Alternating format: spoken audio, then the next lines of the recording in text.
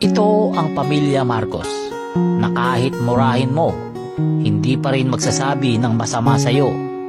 Kahit awayin mo, hindi pa rin magagalit sa'yo.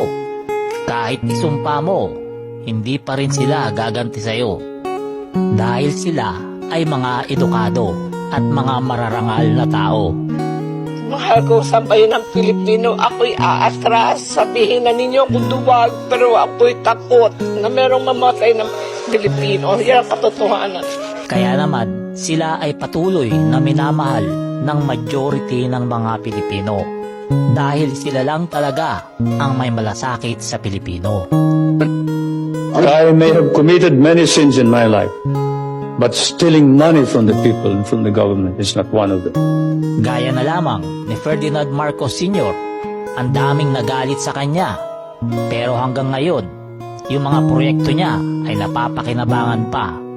Galing mo, tingnan mo drawing. Ginaya niya yung poster.